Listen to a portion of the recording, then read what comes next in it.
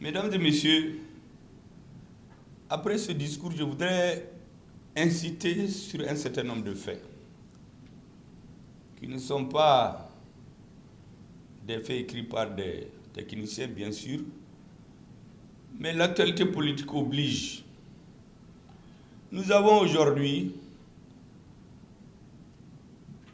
des citoyens de 3 pays, Messieurs Jean, John et Johnny, en campagne contre le Mali et contre ses forces armées et de sécurité.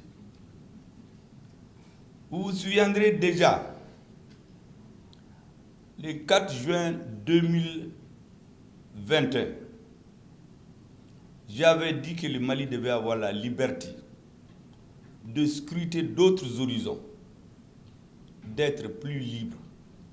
Le 4 juin, je n'étais pas encore Premier ministre, mais on savait plus ou moins ce qui se dessinait. En 2021, vous vous rappelez bien quand j'étais à Kita, à la faveur de la fête du coton, j'ai rappelé aux Maliens que chaque fois dans l'histoire qu'un Africain se tienne debout, les colonisateurs ont utilisé des Africains pour l'anéantir. Je peux citer à flot des exemples. Je vous en cite un que tout le monde connaît. En tout cas, si tout le monde ne connaît pas, ceux qui connaissent l'histoire, Firoun, tous les enfants en parlent. Firoun a été assassiné pour le compte des colonisateurs par des Africains. Donc, chaque fois, j'ai interpellé un ministre qui considérait que la mobilisation patriotique du 14 janvier 2022, par lequel les Maliens ont pris leur destin en main, il s'est permis d'aller à l'extérieur, se mettre à côté des ministres d'un pays non africain, et comme s'il était obligé d'attaquer les Maliens, dire que c'était un patriotisme frélaté. Je lui ai répondu du tic au tac. Il ne connaît pas ce que c'est que le patriotisme. Le patriotisme, soit il est là ou il n'est pas. Il ne peut pas être frélaté. En tout cas, pas au Mali.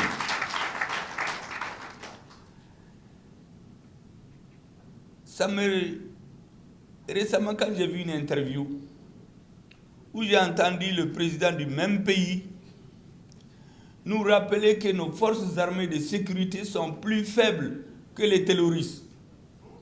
Que les terroristes sont plus forts, sont plus aguerris, sont plus forts que nos armées. Mais en période de guerre, ça c'est l'intoxication, c'est la guerre psychologique contre son armée. Dans des bataillons de guerre, c'est lui qui se met à faire une propagande pour démontrer que les soldats sont inférieurs. Il pactise avec l'ennemi, volontairement ou non. L'armée malienne, en tout cas en ce qui la concerne, même si on dit en Bambara que ce qui vous est destiné à vous le connaissez, même si on ne vous dit pas, nous savons à qui ces mots ont été adressés. Notre armée n'a rien à voir avec ces propos.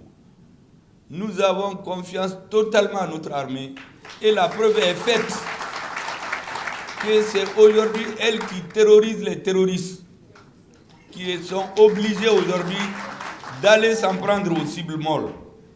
Donc, cette histoire des terroristes plus forts qu'une armée, je crois que c'est ailleurs. Ils le tiennent pour dit, ce n'est pas chez nous aux Maliens. Et ce n'est pas par hasard qu'on a envoyé un journaliste le faire. Nous savons ce qui se cache derrière ça. J'avais dit ici que quand on veut avoir un peuple, on lui fait perdre la confiance. Quand on perd la confiance en son armée, on perd la guerre. Quand on perd la guerre, on perd la confiance, c'est pour se soumettre aux autres. Nous ne sommes pas concernés. Nous avons confiance en notre armée. Et vous avez vu dans un journal, j'ai vu aujourd'hui, on l'a mis à la une cette interview, comme pour discréditer nos armées. Mais c'est ça l'objectif. Affaiblir les armées, les discréditer, et pour que le peuple aille se confier à d'autres. Je voudrais leur dire très clairement de garder leurs conseils pour eux-mêmes. Nous avons suffisamment d'hommes érudits ici et qui comprennent les problèmes pour résoudre nos problèmes. Nous ne nous mêlons pas des problèmes d'autrui, mais qu'on ne se mêle pas de nos problèmes.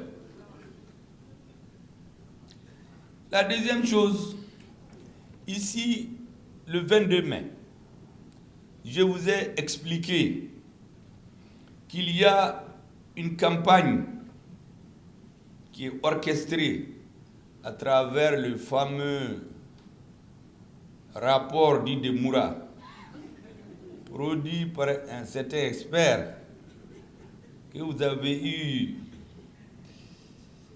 la dextérité de les conduire et les porter et lui montrer la porte de sortie du Mali. Il a été finalisé son rapport, je ne sais où.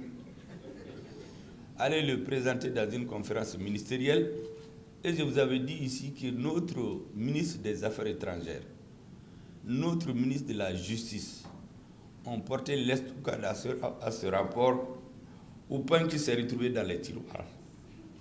Et ceux qui l'ont amené n'avaient pas pu continuer leur débat.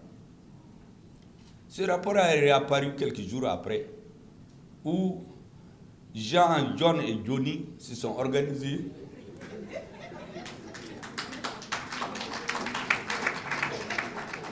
pour le développer et démoraliser notre armée.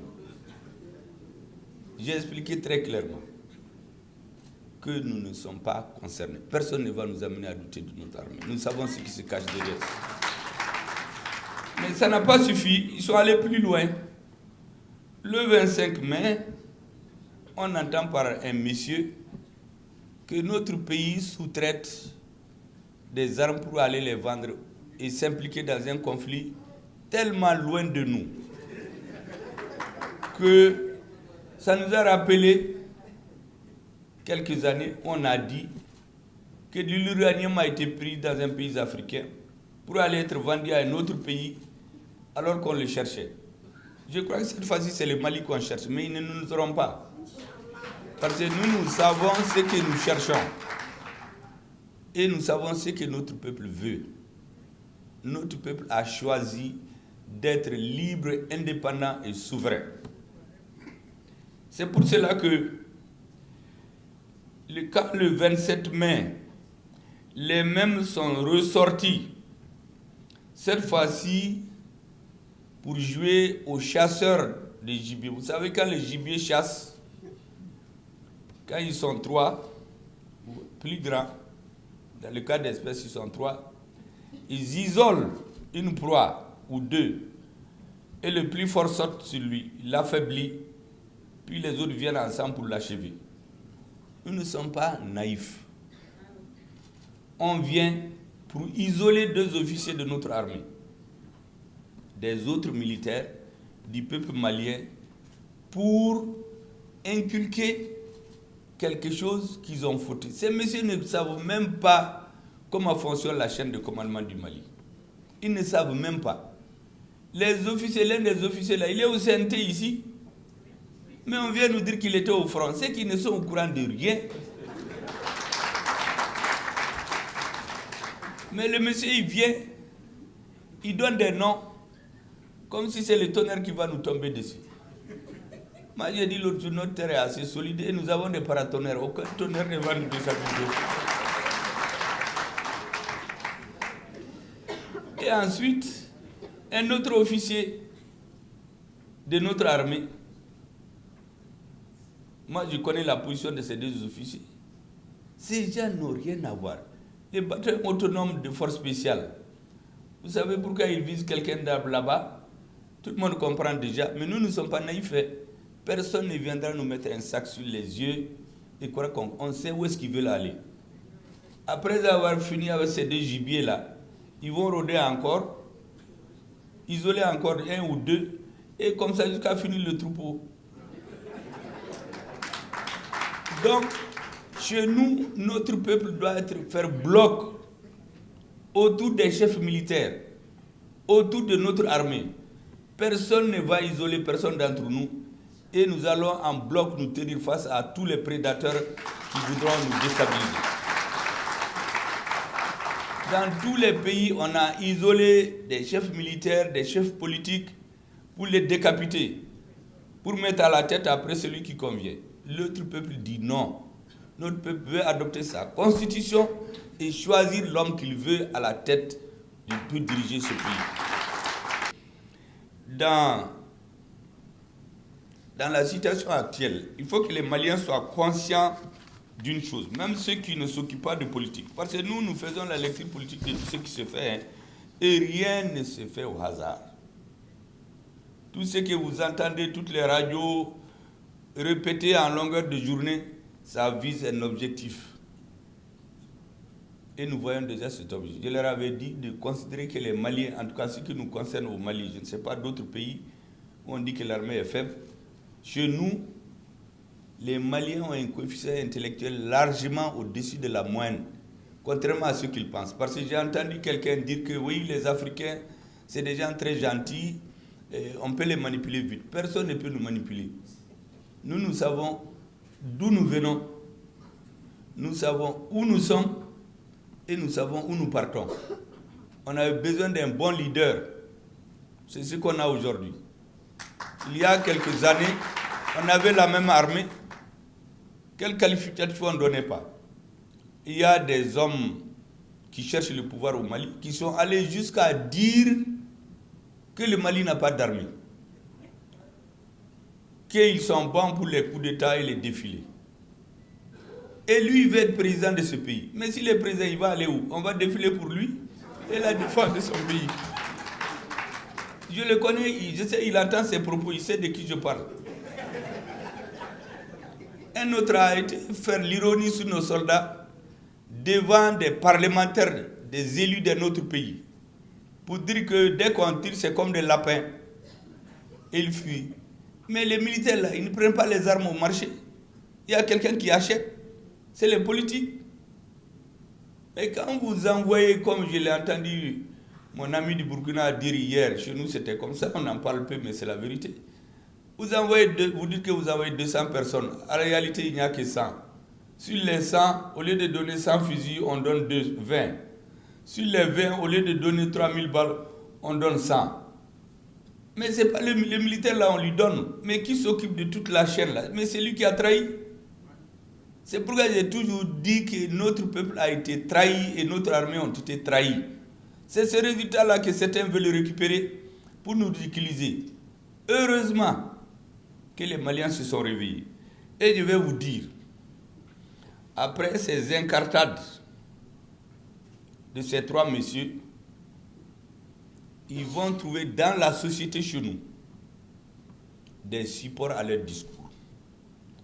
Et comme je vous ai dit qu'il y a des hommes politiques qui veulent diriger le Mali, qui disent des histoires sur l'armée, ils viennent interviewer aussi des hommes politiques, dont certains veulent diriger ce pays, et ils les font balader dans leurs médias pour discréditer les dirigeants du Mali. Vous savez, ils ont tenté le discrédit sur l'armée. J'ai dit qu'on va faire bloc autour de notre armée. Donc maintenant, ils veulent discréditer les dirigeants. En disant quoi? Certains vont jusqu'à qualifier les acteurs dirigeants de fascistes. Et ils font diffuser ça dans leur télévision.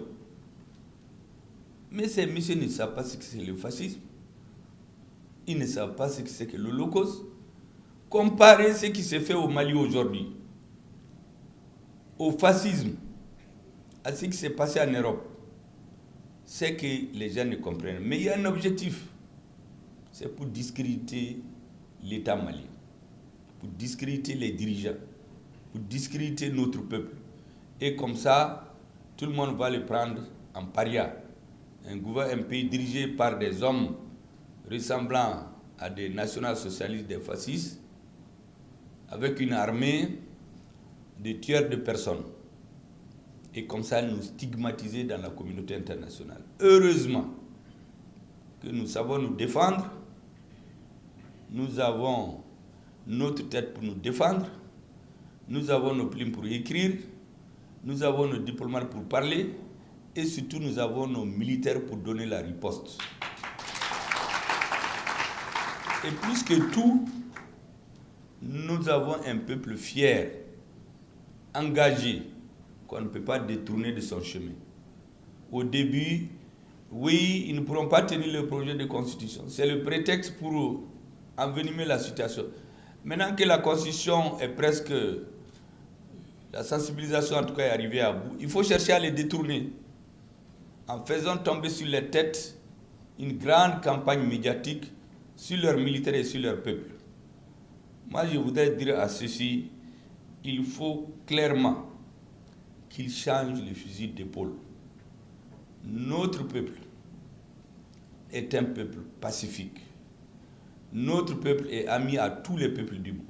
Nous n'avons jamais dit que nous sommes contre un peuple, a fortiori être supérieur à un peuple, a fortiori être taxé de fascisme.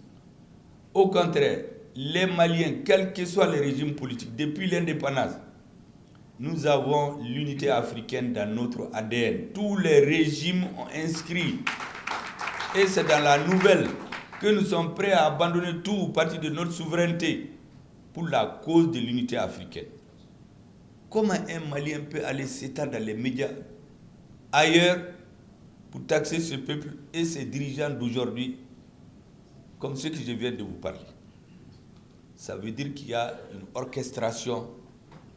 Ça ne plaît pas aux gens, mais c'est une forme de terrorisme informationnel qu'on veut exercer sur nous. De la même façon où notre armée est en train de cogner les terroristes, nous allons donner l'estocade à ces messieurs. Aucune propagande ne va nous détourner de notre objectif. Donc ce que je voudrais dire, il faut d'abord que nous fassions bloc autour de notre armée, autour de nos chefs militaires. Un. La deuxième chose, le travail de sensibilisation étant fait, à partir de 2 jours, la campagne va être ouverte. Levez-vous tous et battez campagne démocratiquement pour montrer au monde que toute la campagne d'intoxication contre nous n'a fait que renforcer la détermination du peuple malien et venir réveiller le président, l'initiateur de cette constitution, le 18 au soir ou le 19 au matin et lui remettre les plusieurs pourcentages de plus pour montrer que le peuple malien n'a pas été déstabilisé par quelqu'un. Voilà ce que je voulais vous dire et vous dire vraiment qu'Allah vous bénisse, qu'il bénisse notre pays et tout le monde. Merci beaucoup.